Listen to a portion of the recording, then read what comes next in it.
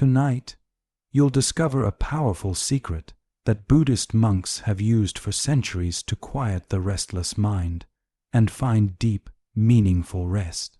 I'm going to share 10 remarkable Zen stories that have helped millions of people finally silence their racing thoughts and drift into the most peaceful sleep of their lives. Each story contains a hidden key that unlocks your mind's natural ability to let go of stress and worry. And here's what makes this different from ordinary sleep meditation. These teachings work even if you've never meditated before, even if your mind won't stop racing, even if you've tried everything else. The Buddha once said, "Peace comes from within. Do not seek it without."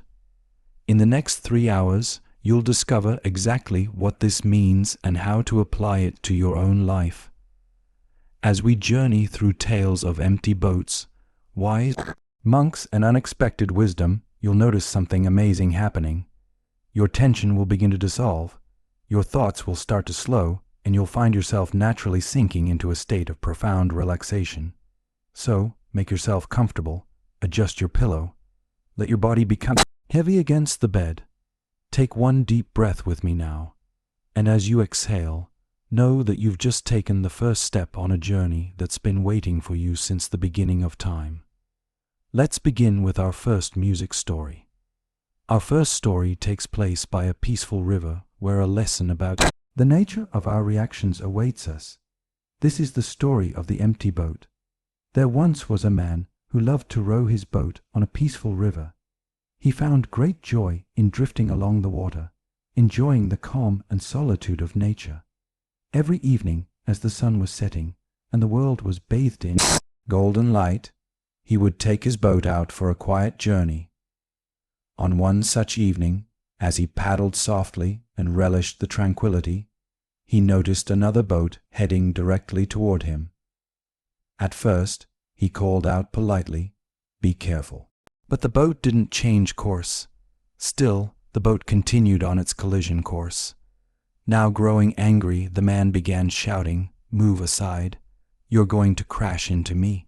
His peaceful evening was suddenly filled with frustration as he watched the approaching boat with mounting anxiety. Finally, as the two boats collided, he was ready to unleash his anger on the careless boater. But when he looked closely, he realized that the boat was empty. There was no one inside. It was simply drifting, carried by the current. In that moment, the man's anger dissolved instantly. He sat there feeling foolish for yelling at an empty boat. What had changed, not the situation. The boats had still collided. What changed was his understanding. There was no intention behind the collision, no carelessness or disrespect to fuel his anger. The Buddha once said, "You will not be punished for your anger. You will be punished by your anger." This profound truth reveals itself perfectly in the empty boat story. Our anger, frustration, and resentment often arise not from events themselves, but from the stories we create about intentions behind those events. Why do we react this way? In Zen Buddhism, this reactivity stems from our ego clinging, our deep-seated attachment to a separate self that must be defended and validated. When someone cuts us off in traffic, our ego experiences it as a personal affront. How dare they disrespect me? The ego constructs a narrative where we are the center and others are either allies or adversaries. Consider how often throughout your day you encounter empty boats, situations where you attribute harmful intent where none exists. The driver who cuts you off might be rushing to the hospital. The coworker who didn't acknowledge your greeting might be preoccupied with a family crisis. The friend who hasn't responded to your message might be struggling with depression. Yet our ego mind quickly fills these empty vessels with assumptions of malice, carelessness, or disrespect. In Zen practice, we cultivate awareness of this pattern through mindfulness.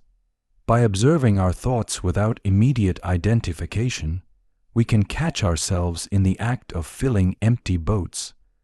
We can notice the physical sensations of anger arising, the tightening chest, the quickening breath, the narrowing vision, and use these as bells of mindfulness, reminding us to pause and investigate. The 13th century Zen master Dogen taught that to study the Buddha way is to study the self, and to study the self is to forget the self. When we forget the self, when we let go of our ego's constant need to assert and defend, we see empty boats for what they truly are. Simply events occurring in the vast river of existence without personal meaning or intentional slight. Buddha taught, holding on to anger is like grasping a hot coal with the intent of throwing it at someone else. You are the one who gets burned. Each time we respond with anger, we suffer first and most. By recognizing the empty boats in our daily interactions, we liberate ourselves from this self-inflicted suffering. Tonight, as you reflect on your day, recall a moment when you felt slighted or offended. Can you recognize the empty boat in that situation?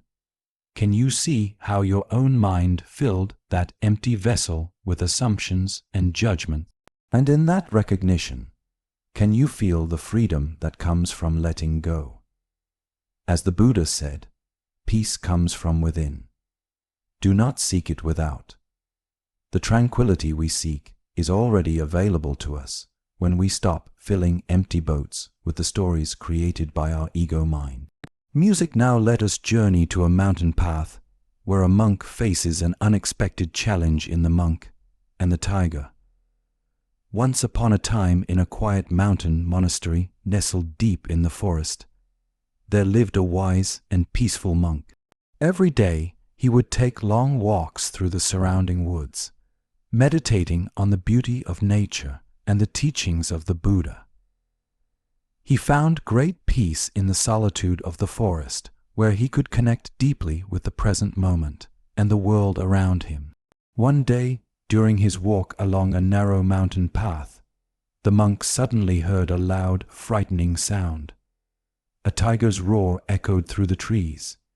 He froze for a moment, his heart pounding, and when he turned, he saw a large, fierce tiger charging toward him through the thick forest underbrush. The tiger's eyes were locked on him, and its powerful body moved with terrifying speed. The monk's first instinct was to run, and he did. He sprinted down the path, his robes billowing behind him as the tiger drew closer and closer. Desperate to escape, he saw a vine hanging down the side of a cliff. Without hesitation, he grabbed the vine and began to climb down, hoping to find safety below. As he descended the cliff, clinging tightly to the vine, he looked down and his heart sank. Below him, another tiger was pacing at the bottom of the cliff, waiting for him to fall. He was trapped. There was no way up and no way down. The monk paused, dangling from the vine with one tiger above and another below. His situation seemed hopeless, but as he hung there, suspended between the two tigers, something caught his eye. Growing out of the cliffside, just within reach, was a small wild strawberry plant. On the plant was a single ripe red strawberry. In that moment, the monk stopped thinking about the tigers, his fear, and his predicament. Instead, he reached out with one hand, carefully plucked the strawberry, and put it into his mouth. He bit into the fruit, savoring its sweetness. The taste was exquisite. For that brief moment, all that existed was the joy of the strawberry's flavor. Sweet, fresh, and perfect. Despite the danger surrounding him, the monk found peace in that single mindful moment. He had accepted that he couldn't change his circumstances, but he could still fully experience the present. The monk smiled, knowing that this fleeting taste of sweetness was a reminder of life's beauty, even in the most precarious of situations. The Buddha taught, Do not dwell in the past. Do not dream of the future. Concentrate the mind on the present moment. This teaching lies at the heart of the monk and tiger story. It reveals a profound truth about our human condition. We spend our lives suspended between two tigers, the regrets and wounds of our past, and the fears and anxieties about our future. Why do we struggle so mightily with staying present? Zen Buddhism explains that our minds evolved primarily as survival mechanisms, constantly scanning for threats and planning for protection. This evolutionary advantage becomes a spiritual liability when it pulls us away from the only moment we ever truly have, this one. Our thinking mind convinces us that happiness lies in resolving past hurts or securing future comforts, when in reality peace is available only in the present. Look deeply at your own experience. How much of your mental suffering comes from replaying past events you cannot change? The harsh words you wish you hadn't spoken, the opportunity you missed, the relationship that ended painfully. These are the tigers above, and how much anxiety stems from anticipating future scenarios that may never materialize. The work presentation next week, the medical test results, the financial worries. These are the tigers below. Zen Master Thich Nhat Hanh taught, the present moment is filled with joy and happiness. If you are attentive, you will see it. This is the strawberry in the story, the simple available joy that exists alongside our difficulties. It doesn't deny the reality of our challenges. It simply offers us a different relationship to them. This strawberry might be the warmth of sunlight on your skin, the sound of a child's laughter, the taste of a simple meal, the comfort of your bed, or even the miracle of your own breath. These small pleasures are always available, even in our most difficult moments. But we miss them when we're consumed by the tigers of past and future. Zen practice teaches us to cultivate what the Japanese call ikigo, one time, one meeting, the recognition that each moment is a unique and repeatable gift. When we truly understand the preciousness of this moment, we naturally want to be fully present for it, regardless of our circumstances. The Buddha said, "The secret of health for both mind and body is not to mourn for the past, worry about the future, or anticipate troubles, but to live in the present moment wisely and earnestly." This wisdom invites us to notice where our attention habitually goes. Are you constantly rehearsing past conversations or rehearsing future scenarios? Can you gently guide your awareness back to the strawberry of the present moment, the simple sensory experiences available right now, tonight, as thoughts of tomorrow's responsibilities or yesterday's regrets arise? Remember the monk and the strawberry. What small joy might you savor right now, even amid uncertainty? Perhaps it's the rhythm of your breathing, the weight of the blanket on your body, or the quiet of this moment. The Buddha taught, there is no path to happiness. Happiness is the path. By savoring the strawberries along our journey, we discover that peace is not waiting for us when the tigers disappear. It's available in their very presence. Our next story reveals a profound truth about the nature of suffering through a simple yet powerful metaphor. This is the story of the two arrows.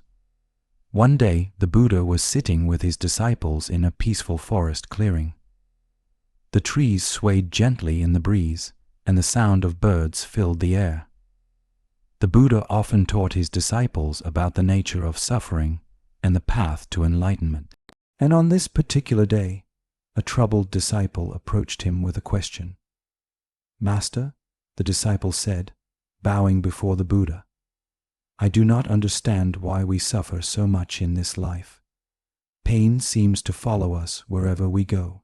Why is this so? And how can we find peace amidst so much suffering? The Buddha gazed at the disciple with kindness and understanding. He saw the confusion and frustration in his student's eyes and knew that this was a question many of his followers pondered. "Let me explain," the Buddha said gently. "Imagine that a person is struck by an arrow. This arrow causes pain, and the pain is inevitable. This is the first arrow." The disciples nodded, understanding that the first arrow symbolized the inevitable difficulties of life, the physical pain of illness, injury, or loss. But now the Buddha continued, "Imagine that after being struck by the first arrow, the person is then struck by a second arrow. This second arrow does not come from outside. It is created by the mind. It is the anger, fear, frustration, or sorrow that follows the pain. This is the second arrow." The Buddha paused, letting his words sink in. "You see," he said, "while the first arrow is unavoidable, the second arrow is optional. The first arrow represents the natural pain we all experience in life, the challenges and hardships we cannot escape. But the second arrow, the suffering caused by how we react to that pain, is something we can choose to avoid." The disciple listened intently as the Buddha explained that when we experience physical or emotional pain, the first arrow, we often make it worse by adding a second layer of suffering with our mental reactions. We become angry, resentful, or anxious, and these emotions deepen the wound. Instead of accepting the pain, we resist it, and in doing so, we increase our suffering. When we are struck by the first arrow, the Buddha continued, we must recognize it for what it is, a natural part of life. But we must also recognize the second arrow. It is the arrow we create ourselves. Through mindfulness and understanding, we can choose not to let the second arrow pierce us. "Master," the disciple asked, beginning to understand, "how can we avoid the second arrow? How can we prevent our minds from adding to our suffering?" The Buddha smiled.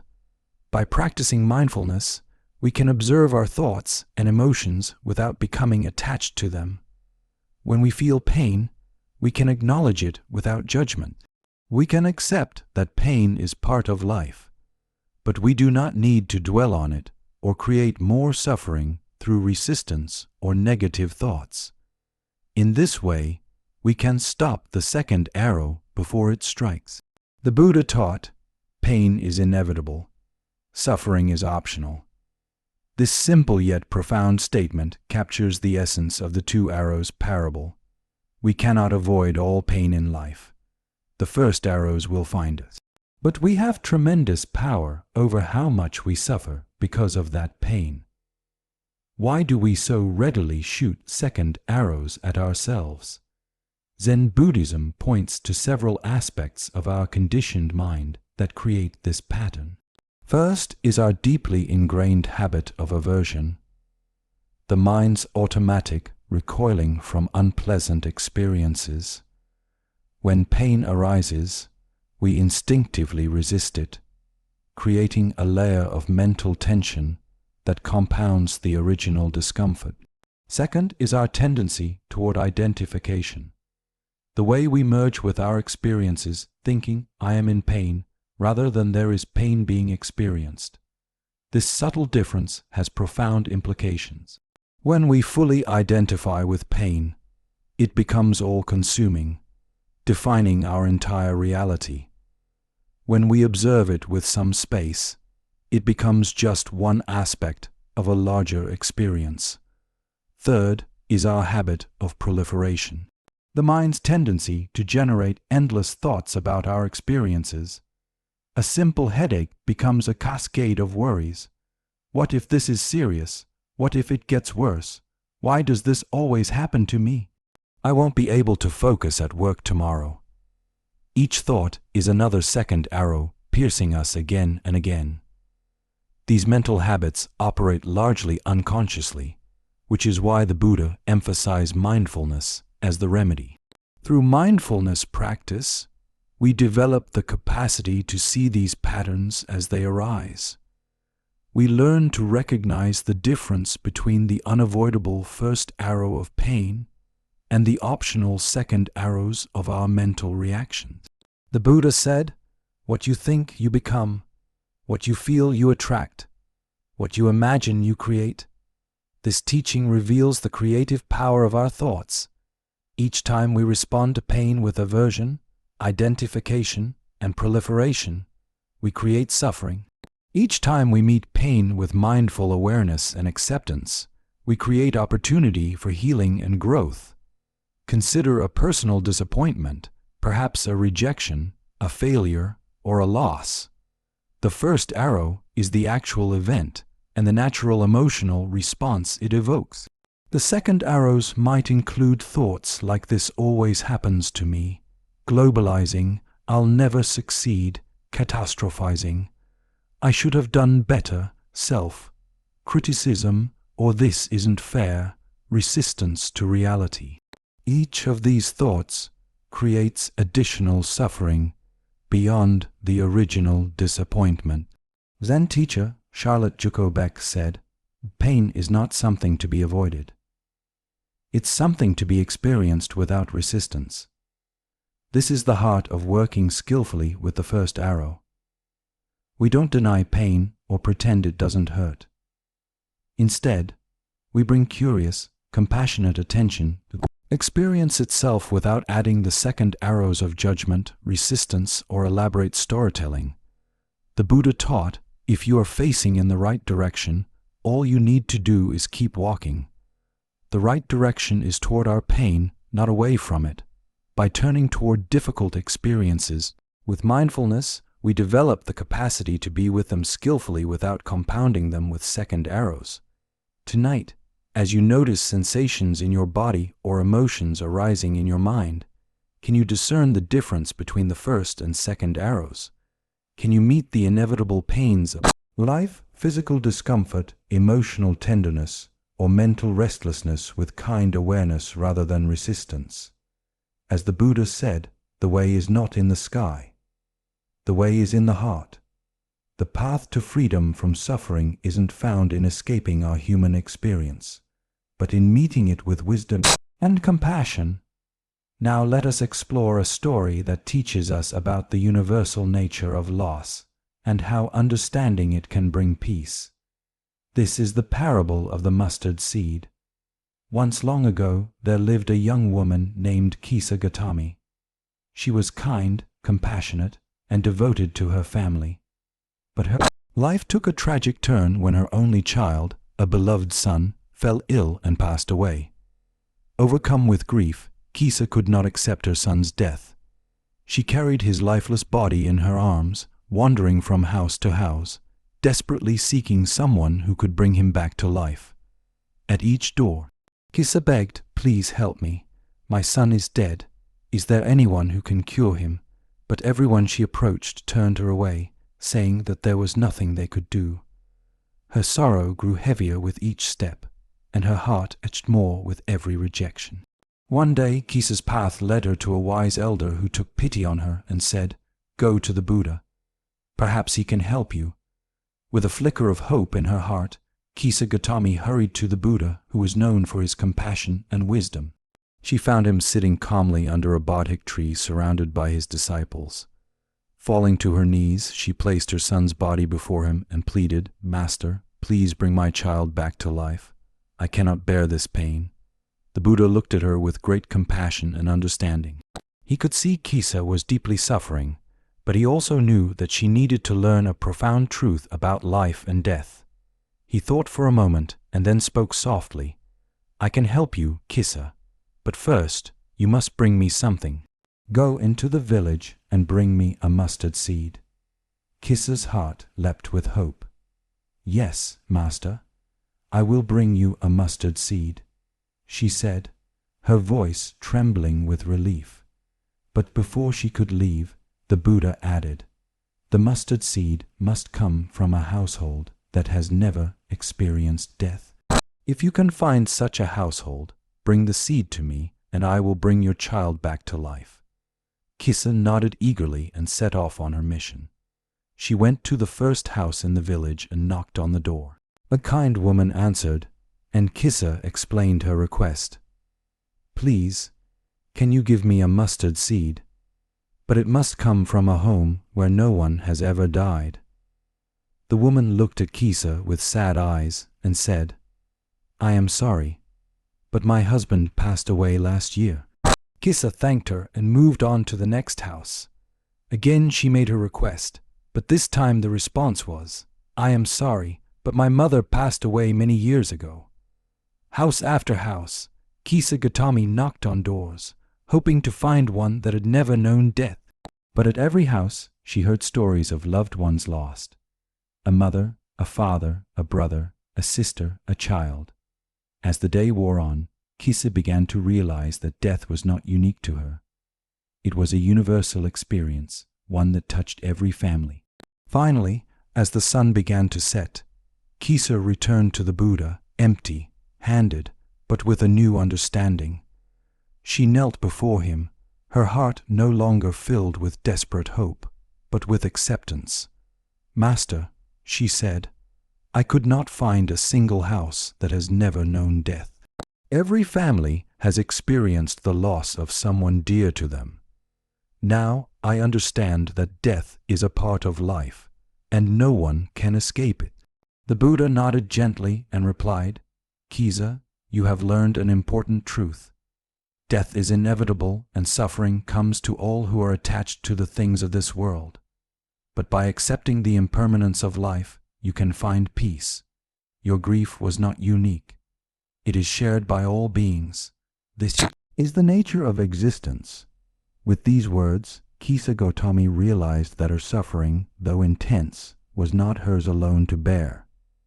She had been blinded by her personal grief, but now she saw that all people experience loss.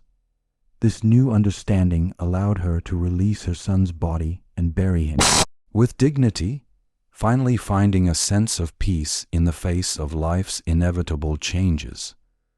The Buddha taught, "Everything that has a beginning has an ending. Make your peace with that, and all will be well." This profound teaching lies at the heart of Kissa Gautami's journey. Her story illuminates one of the most challenging yet liberating truths of existence. Nothing lasts forever, and our attempts to deny this reality only increase our suffering. Why do we resist the truth of impermanence so fiercely? Zen Buddhism points to our deep-seated craving for permanence as the root of suffering. We want the pleasant to remain pleasant, the beautiful to remain beautiful, and most of all, we want those we love to remain with us always. This craving for permanence in an impermanent world creates a fundamental tension that manifests as suffering. Like Kissa, we often respond to loss with denial. We refuse to accept what has happened and expend enormous energy trying to reverse the irreversible. This denial is a natural part of grief, but when we become stuck in it, we prevent ourselves from moving through the healing process. The Buddha didn't immediately lecture Kissa on impermanence. Instead, he gave her an experience that allowed her to discover this truth for herself, a much more powerful teaching.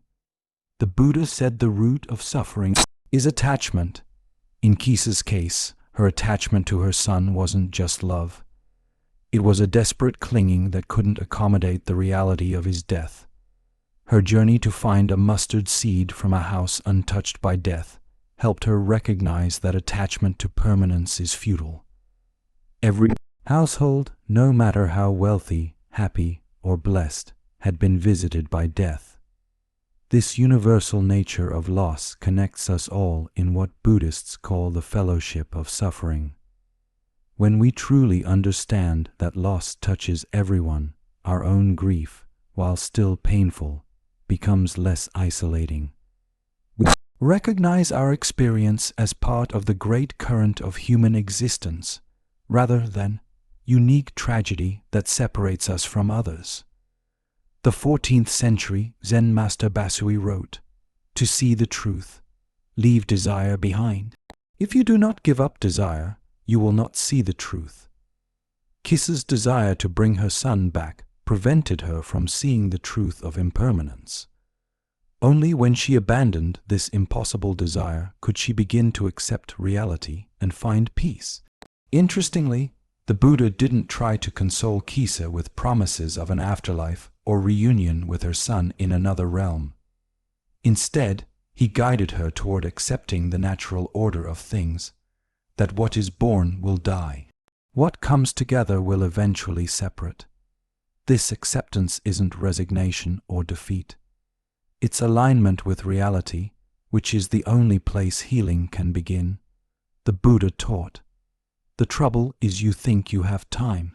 This pointed reminder of life's brevity invites us to value each moment and each relationship, knowing that nothing lasts forever. Rather than making us morbid or depressed, this awareness can infuse our lives with greater appreciation and presence. In your own experience of loss, whether of a person, a relationship, a career, or even a phase of life, can you recognize the mustard seed lesson? Can you see how your suffering may be intensified by resistance to the natural flow of impermanence? The Buddha said, "When you realize how perfect everything is, you will tilt your head back and laugh at the sky." This perfect imperfection includes the cycles of life and death, growth and decay, coming together and separating the very rhythm of existence itself. Tonight, as you reflect on losses you've experienced and those you fear, remember Kissa Gautam's journey. Can you find comfort in the universality of impermanence? Can you see how accepting this truth might ease your suffering, not by diminishing your loss, but by placing it within the vast shared experience of being human? As the Buddha taught, in the end, only three things matter: how much you loved, how gently you lived, and how gracefully you let go of things not meant for you. Our next story speaks to the wisdom of suspending judgment and maintaining equanimity in the face of life's constant changes. This is The Farmer and the Horse. Once upon a time, in a small, quiet village, there lived a humble farmer. He was known by his neighbors for his hard work and calm demeanor.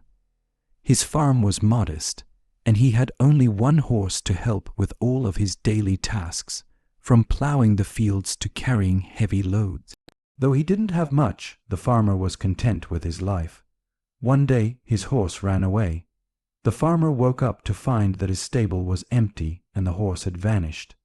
His neighbors, hearing the news, rushed to his house to express their sympathy. "What terrible luck," they said. "How will you manage without your horse? This must be such a misfortune." The farmer, however, remained calm. He looked at his neighbors and simply replied, "Maybe." The neighbors were puzzled by his response. How could he be so indifferent to such bad luck? They shook their heads and returned to their homes, convinced that the farmer was in denial about his loss. A few days later, to everyone's surprise, the horse returned, but it didn't come back alone. It brought with it a group of wild horses from the mountains. Now the farmer had not just one horse, but several. The neighbors heard the news and rushed back to the farmer's house. This time they were full of excitement. "How wonderful!" they exclaimed. "Now you have so many horses. What incredible fortune!" The farmer again looked at his neighbors, smiled calmly, and said, "Maybe." Once again, the neighbors were confused. Surely this was a stroke of good luck. But the farmer seemed just as indifferent as he was before. They wondered why he didn't seem more excited about his newfound wealth. A few days later, the farmer's son decided to try taming one of the wild horses. While riding the horse, he was thrown off violently and broke his leg. The injury was severe, and the son would be unable to help with the farm work for a long time. Hearing of the accident, the neighbors returned to the farmer's house once again. This time they were filled with sympathy. "What bad luck," they said. "Your son has broken his leg, and now he cannot help you. This is truly unfortunate." As before, the farmer responded with his usual calmness. "Maybe," he said. The neighbors were now thoroughly baffled by the farmer. Every time something significant happened, whether it seemed good or bad, he gave the same nonchalant response. They couldn't understand why he wouldn't react more strongly to the events in his life. A few weeks later, the country was thrown into turmoil. A war broke out, and soldiers came to the village to draft all the young men into the army.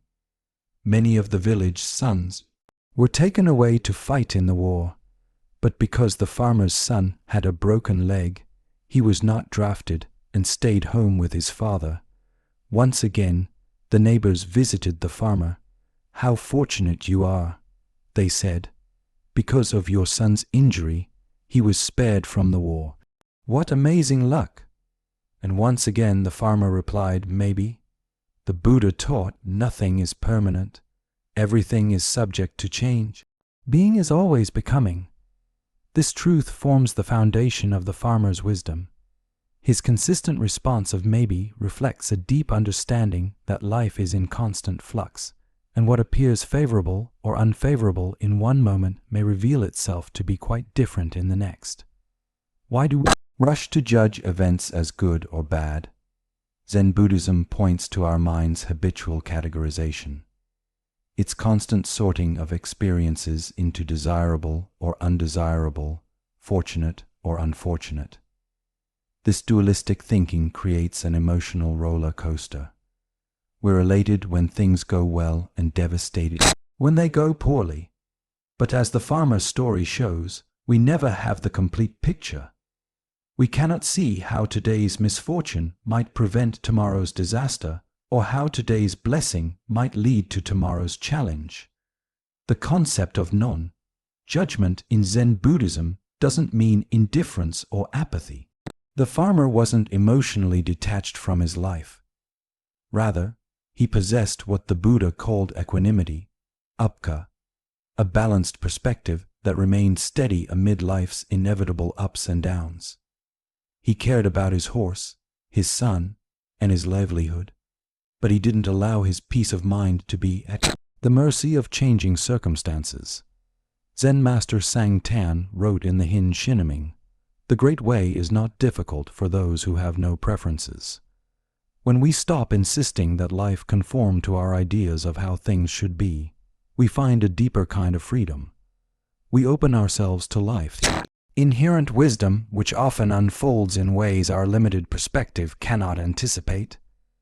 The Buddha taught, "Do not overrate what you have received, nor envy others. He who envies others does not obtain peace of mind." How often do we compare our circumstances to others, concluding that we're either blessed or cursed based on these comparisons? The farmer's neighbors constantly evaluated his situation based on their own judgments of good and bad, while the farmer himself remained free from these limiting perspectives. Our modern lives are filled with opportunities to practice this maybe mindset. The promotion you didn't get that leads to a more fulfilling opportunity elsewhere. The relationship that ended painfully but created space for greater self-discovery. The illness that forced you to reassess your priorities. The financial setback that taught you resilience. In retrospect, many of us can identify seeming misfortunes that ultimately led to growth or unexpected blessings.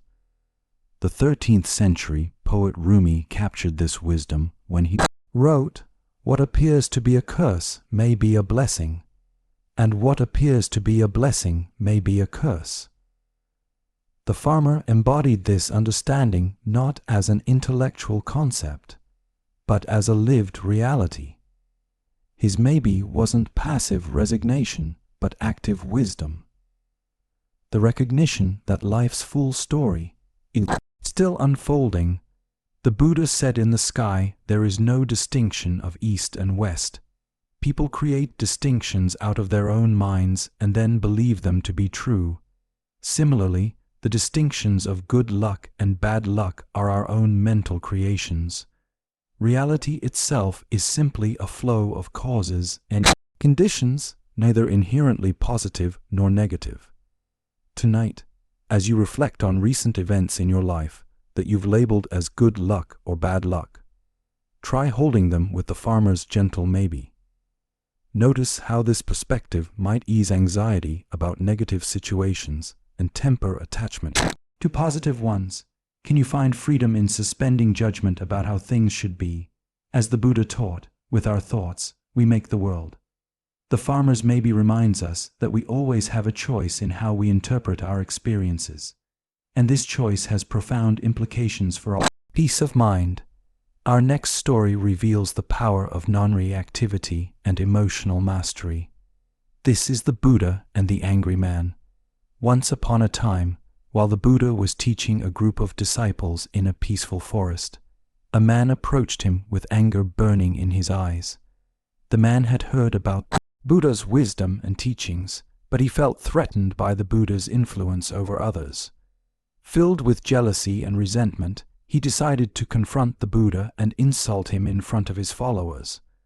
As the Buddha sat calmly under the shade of a bodhic tree, the man stormed up to him and began hurling insults. "You are nothing but a fraud." The man shouted, "Who do you think you are? You may pretend to be wise and enlightened, but you're just deceiving people." The Buddha remained completely calm and unbothered by the man's harsh words. His expression didn't change, and he didn't respond to the man's anger. Seeing the Buddha's lack of reaction only made the man angrier.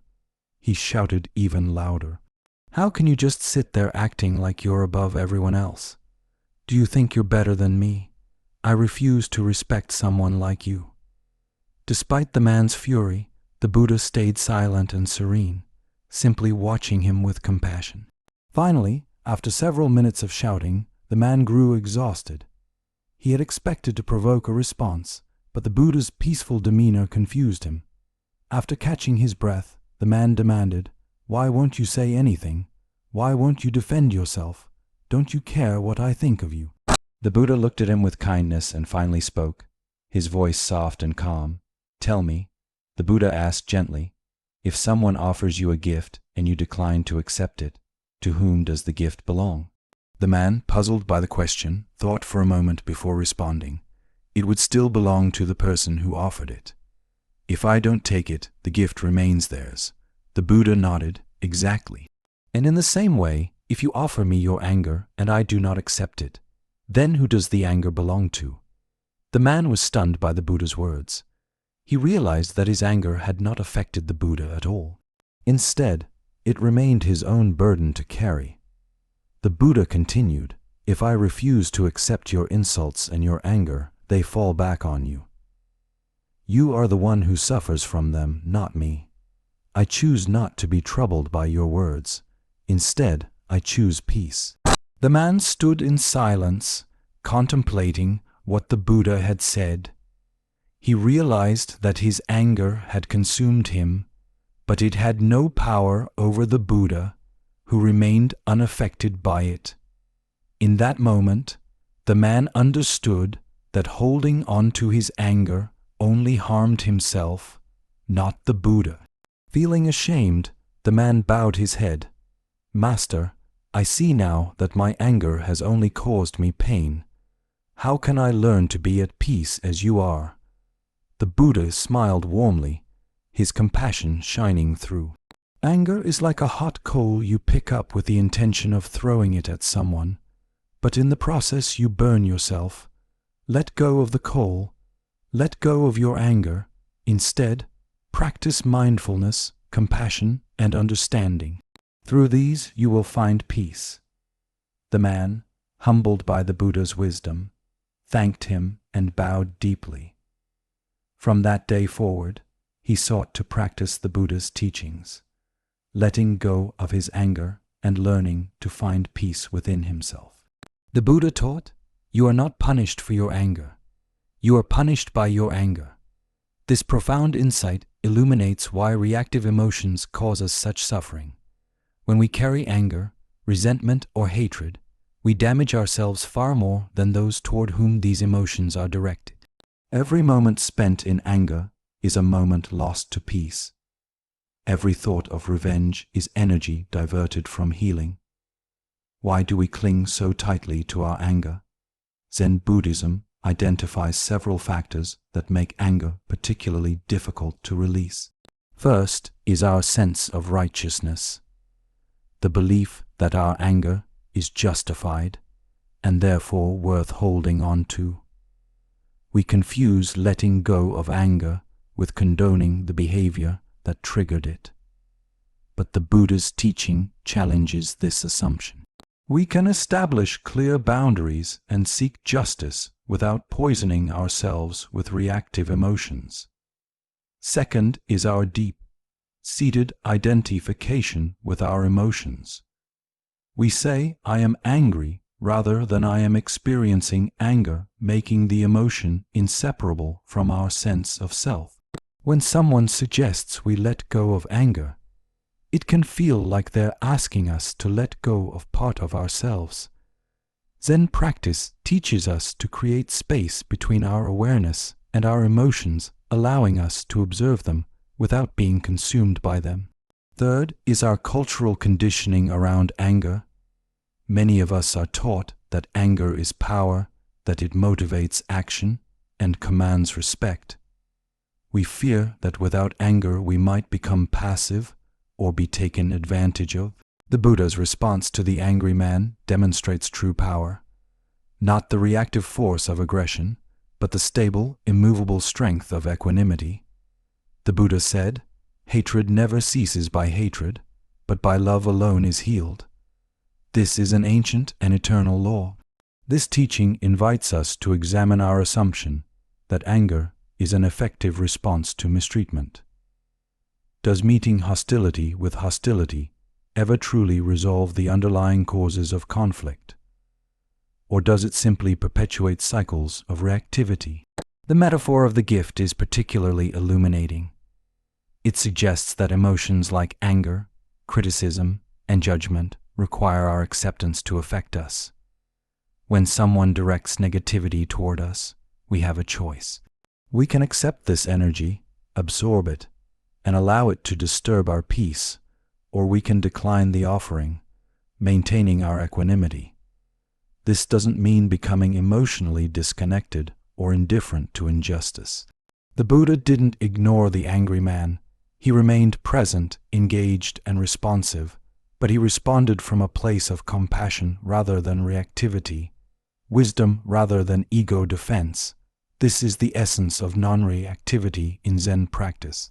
Not withdrawal from engagement, but engagement from a different quality of awareness. Zen Master Thich Nhat Hanh teaches a practice called embracing anger with mindfulness, which involves recognizing anger when it arises, breathing with it, and treating it with the same care we would show a crying baby. Rather than suppressing anger or expressing it mindlessly, we acknowledge it with kind awareness, understanding its causes and impermanent nature.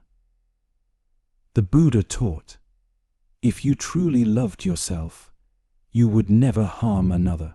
This points to the interconnected nature of self-care and care for others. When we react with anger, we harm ourselves first and most directly. Choosing peace over reactivity is not a selfless sacrifice, but the most profound form of self-care. Tonight, as you reflect on interactions that have triggered anger or resentment in you, experiment with the Buddha's gift metaphor. Can you recognize that you have a choice about whether to accept the gifts of others' negativity? Can you feel the freedom that comes from declining these offerings? Remember the Buddha's words. Holding on to anger is like grasping a hot coal with the intent of throwing it at someone else. You are the one who gets burned. In releasing that coal, you free not only yourself but create space for genuine resolution and understanding. Let us now explore a story about the wisdom of impermanence and non-attachment. This is the monk and the teacup. In a quiet Zen monastery nestled in the mountains, a revered monk lived a life of deep contemplation and mindfulness. His students admired him for his wisdom, calm demeanor, and the way he embraced the present moment, never disturbed by the chaos around him. Every day, the monk would sit in meditation, drink tea, and share lessons with his students. One afternoon, during their usual tea ceremony, the monk held up a simple clay teacup and gazed at it for a long moment. The cup was beautiful in its simplicity, with a soft, earthy color and a perfectly rounded shape. The students, curious about their master's silent contemplation, waited eagerly to hear what he had to say. After a few moments, the monk smiled and said, "This teacup is already broken." The students looked at one another in confusion. They could see clearly that the teacup was whole, undamaged, and perfectly intact. One of the younger students couldn't contain his curiosity any longer and spoke up. "Master, the teacup is not broken. It is perfectly fine. Why do you say it is already broken?" The monk, still smiling, placed the teacup gently on the table in front of him. "In my mind," he said softly, "this teacup is already broken. It may seem whole now, but one day, perhaps tomorrow, perhaps years from now, it will break. This is inevitable. When I understand that it is already broken, I can fully appreciate it as it is without clinging to it. I can enjoy drinking tea from it, knowing that its life is temporary." The students were silent, absorbing the weight of the monk's words. They realized that the master wasn't speaking only about the teacup. He was offering them a deeper lesson about life itself. The monk continued, "Everything in life is like this teacup. All things, no matter how beautiful or precious, are impermanent. We cannot hold on to them forever. When we understand that, we are free to enjoy life fully without fear of losing what we have. We can appreciate each moment, each relationship, each experience, knowing that it too will pass. And when it is gone, we will not suffer because we have already accepted its impermanence." One of the older students nodded thoughtfully and said, "Master, does this mean we should not love or care for things because they will one day be gone?" The monk shook his head gently. "No, it means the opposite. When we accept the impermanence of all things, we can love them more deeply because we are not holding on out of fear of loss. We love and appreciate them for what they are in this moment. We understand that they are part of the natural flow of life. In this way, we can live with a peaceful heart, unburdened by the attachment to things that are bound to change." The Buddha taught, all conditioned things are impermanent. When one sees this with insight, one becomes disenchanted with suffering.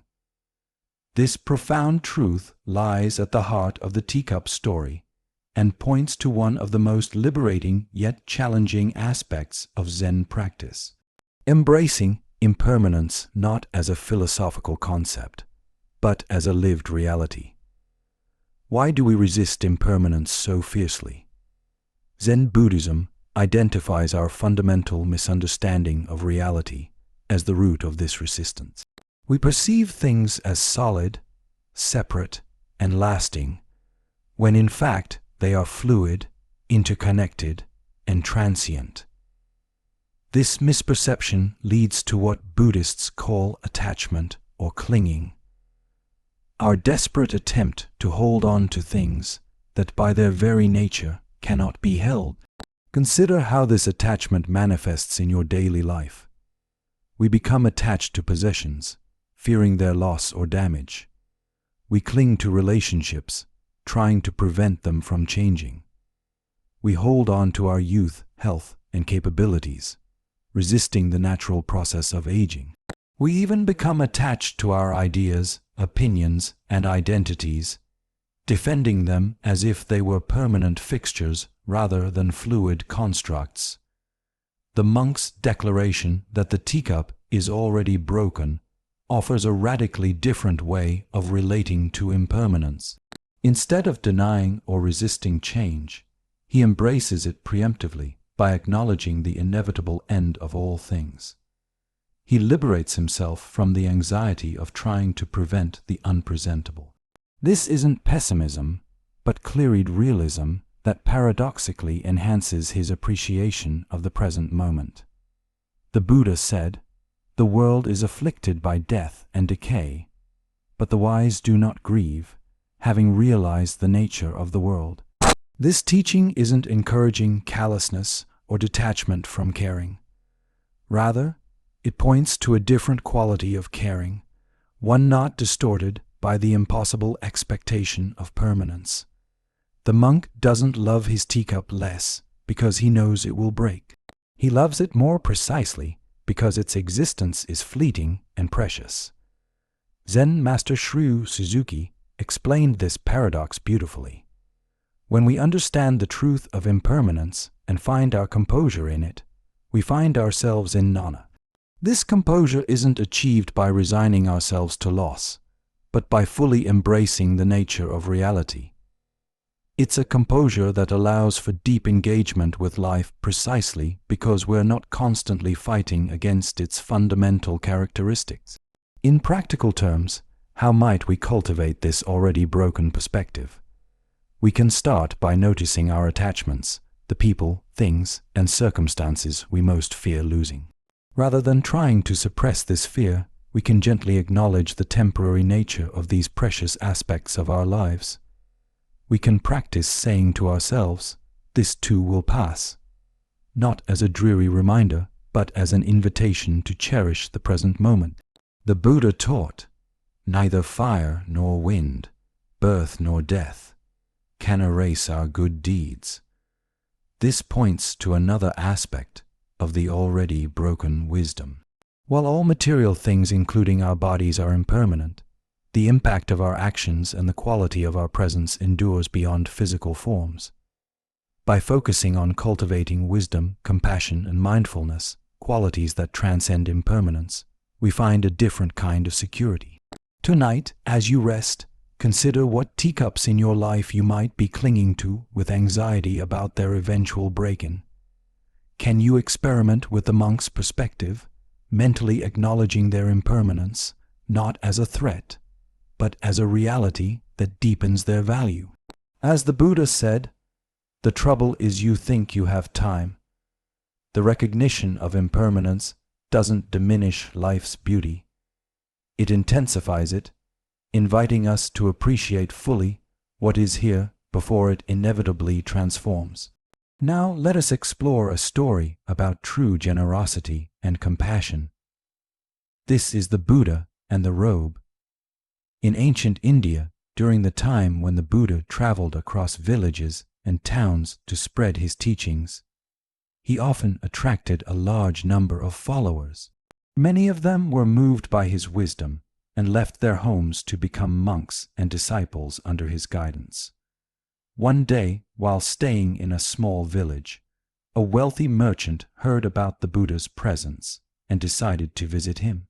He was deeply inspired by the Buddha's teachings and wanted to offer him a gift as a token of his respect. The merchant brought a beautifully woven, luxurious robe made of the finest silk, richly adorned with intricate patterns. The merchant approached the Buddha, bowed respectfully, and presented the robe with reverence. "Lord Buddha, I wish to offer you this robe as a sign of my gratitude for your teachings," he said. The Buddha looked at the robe and then at the merchant with a gentle smile. He sensed the merchant's sincerity and the desire to give. However, the Buddha lived a life of simplicity and was not interested in material wealth or luxuries. His needs were few, and he taught his followers to live in simplicity as well. "Thank you for your kind gesture. The Buddha said, "But I cannot accept this robe. It is far too extravagant for a simple monk like me. I am content with the robe I already wear." The merchant was surprised by the Buddha's response. "But Lord Buddha, I offer this robe out of respect for you. Surely you deserve the best that I can give." The Buddha, still smiling, replied, "If you truly wish to honor me, there is another way you can use this gift. Take this robe and offer it to someone who is truly in need, someone who lacks even the basic clothing to cover themselves. That would bring greater merit and joy." The merchant, realizing the Buddha's deep compassion for the poor, nodded slowly. He understood that the true essence of giving was not about offering gifts to those who already had enough, but about providing for those in need. "Thank you, Lord Buddha. I will do as you say," the merchant said. He took the robe and later found a poor man in the village who was shivering in the cold with only rags to wear. The merchant gave the robe to the poor man, who was overjoyed and deeply grateful. The next day, the merchant returned to the Buddha and shared what he had done. The Buddha nodded approvingly and said, "You have done well, my friend. True generosity is not in giving to those who expect or do not need, but in helping those who are in real need. By sharing your wealth with those who are less fortunate, you have brought true joy and compassion into the world." The merchant bowed deeply, feeling a warmth in his heart that he had not known before. He realized that the Buddha's wisdom extended beyond the simple act of receiving a gift. It was about understanding the true nature of giving, the importance of compassion, and the joy that comes from helping others. The Buddha taught, generosity brings happiness at every stage of its expression. We experience joy in forming the intention to be generous in the actual act of giving and in recollecting the fact that we have given. This profound insight reveals that true generosity is not merely about the transfer of material goods, but about the transformation of our hearts and minds through the act of giving. Why did the Buddha refuse the luxurious robe? Zen Buddhism points to several layers of wisdom in his response. First, he embodied the principle of knowing what is enough, understanding that desires, when left unchecked, can never be satisfied. By being content with his simple robe, the Buddha demonstrated freedom from the endless cycle of wanting more and better. Second, the Buddha recognized that true generosity is not about social status or recognition, but about genuine need. By redirecting the merchant's gift to someone truly suffering from the cold, he taught that compassionate action should be guided by wisdom rather than convention or status. Third, the Buddha's response revealed his understanding of the merchant's motivation. The merchant wanted to gain merit and express reverence, but the Buddha showed him a more profound way to accomplish both, by directly alleviating another's suffering rather than adding luxury to the Buddha's already sufficient life.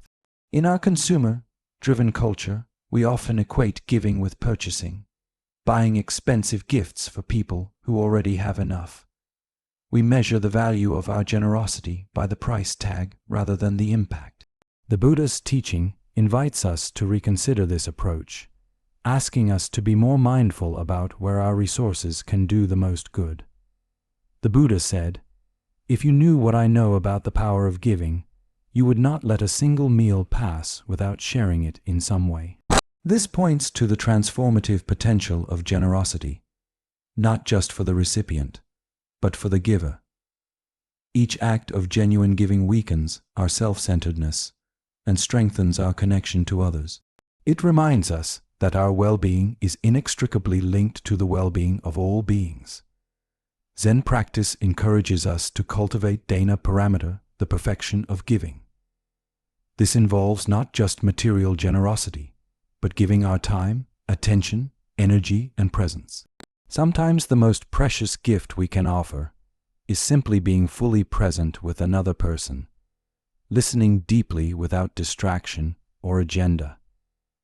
The story also highlights the importance of discernment in giving. The Buddha didn't suggest that the merchant keep the robe for himself or sell it for profit. He directed him to find someone in genuine need.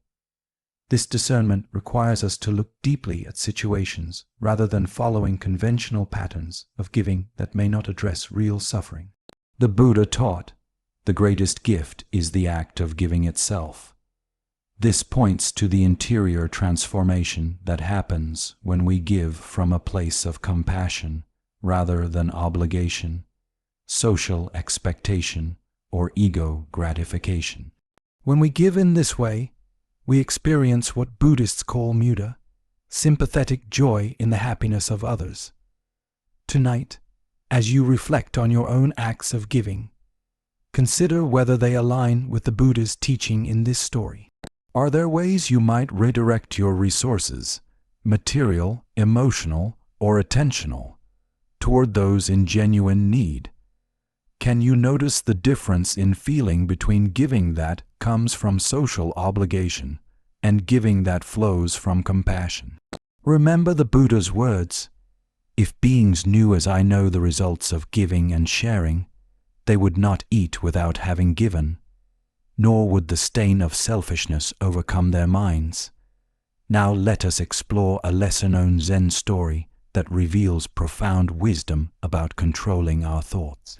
This is the two monks and the river. Two monks, an elder and a younger disciple, were traveling together on a long journey. Their path led them through forests, over mountains, and across valleys. They walked in mindful silence for most of their journey, focusing on each step and each breath. As they approached a river, they saw a young woman standing at the edge. She was beautifully dressed in fine silks and appeared distressed. The river was swollen from recent rains, and she was afraid to cross it, fearing that the strong current would ruin her clothes and possibly put her in danger. Upon seeing the monks, she called out to them, "Please, kind sir, could you help me cross this river? I must reach the other side, but I am afraid to wade through the water." Without hesitation, the elder monk walked over to the woman, gently lifted her in his arms, carried her across the river, and set her down safely on the other bank. The woman thanked him with a bow and continued on her way. The two monks resumed their journey in silence. As they walked, the younger monk appeared troubled. His brow was furrowed, and he kept glancing at his companion with a mixture of confusion and disapproval. After several hours of walking, the younger monk could no longer contain himself. "Master," he burst out, "as monks, we have taken vows not to touch women. How could you carry that woman across the river?" The elder monk looked at his companion with a gentle smile and replied, "I left the woman at the riverbank hours ago. Why are you still carrying her?" The younger monk was struck silent by these words. He realized that while his companion had only carried the woman for a few minutes out of compassion and practical necessity, he himself had been carrying her in his mind for hours, burdening himself with judgment and disturbing his peace. The Buddha taught, "What we think we become." This fundamental truth illuminates why the younger monk's mental burden was so much heavier than any physical weight the elder monk temporarily carried. While the elder monk responded to the immediate need with compassion and then returned to the present moment, the younger monk remained trapped in the past, replaying the scene over and over in his mind. Why do we, like the younger monk, so often carry unnecessary mental burdens? Zen Buddhism identifies several factors that contribute to this habit. First is our attachment to rules and concepts rather than principles. The younger monk was so fixated on the letter of the monastic rule that he missed its spirit to live with purity and compassion. His rigid interpretation prevented him from seeing the elder monk's action as an expression of genuine Buddhist compassion. Second is our tendency toward judgment and mental proliferation. One thought leads to another, and another, creating elaborate narratives and evaluations that pull us away from the present moment. The younger monk's initial observation led to hours of internal commentary, criticism, and confusion, all unnecessary and self-created suffering. Third is our difficulty distinguishing between skillful concern and unskillful rumination. While reflection on past actions can be valuable for learning, obsessive dwelling serves no purpose except to disturb our peace. The elder monk demonstrated the ability to act decisively when needed, and then let go completely. In our daily lives, we all carry similar invisible burdens. The argument from last week that we keep rehearsing in our minds. The mistake at work that we can't stop replaying. The worries about future scenarios that may never materialize. Each of these mental patterns is like carrying a person across a river and never putting them down. The Buddha said, "Let go of the past. Let go of the future. Let go of the present. Crossing to the farther shore of existence with mind released from everything, do not take up residence in birth and death." This teaching points to the freedom available when we release our mental fixations and return to the simplicity of the present moment. Zen practice offers concrete methods for putting down our mental burdens. Mindfulness meditation trains us to notice when we're carrying unnecessary thoughts and gently set them down. The practice of labeling thoughts as thinking helps us recognize them as mental constructs rather than reality. And focusing on physical sensations, the feeling of our feet touching the ground, the rhythm of our breath anchors us in the present when thoughts try to drag us into the past or future. The elder monk embodies what Zen calls no mind or mushin, not the absence of thought, but freedom from attachment to thought. He could think clearly when needed, act compassionately when required, and then return to the peaceful emptiness of the present moment. This state is available to all of us when we learn to put down what no longer needs to be carried. Tonight, as thoughts arise about the day behind you or the day ahead, can you notice when you're unnecessarily carrying someone or something in your mind? Can you feel the freedom that comes from gently setting down these mental burdens? Remember the Buddha's words, "Nothing is worth clinging to." In that release lies true peace. Let us now turn to a story that teaches about the obstacles we create in our own minds. This is the story of the empty cup. A respected university professor once visited a Zen master seeking to understand Zen wisdom.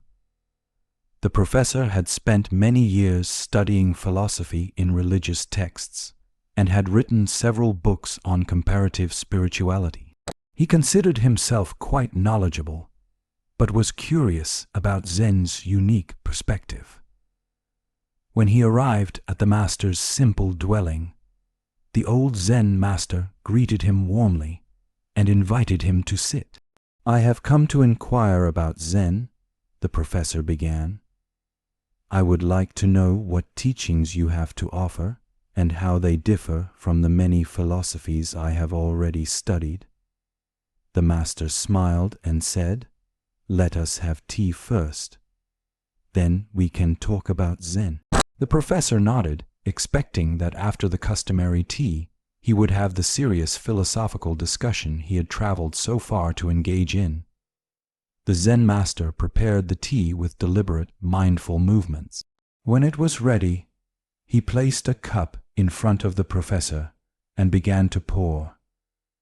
The cup filled to the brim, but the master continued pouring. Tea spilled over the rim, across the table, and onto the professor's clothes and the floor. The professor jumped up in alarm. "Stop, the cup is full. No more will go in." The Zen master stopped pouring and looked directly at the professor. "Like this cup," he said, "you are full of your own opinions, theories, and assumptions. How can I show you Zen unless you first empty your cup?" The professor was stunned into silence. In that moment, he realized that his extensive knowledge had become a barrier rather than a pathway to new understanding. His cup was so full that there was no room for anything new to enter. With this humbling insight, he bowed to the master, ready now to truly begin learning. The Buddha taught, in the beginner's mind, there are many possibilities, but in the expert's mind, there are few.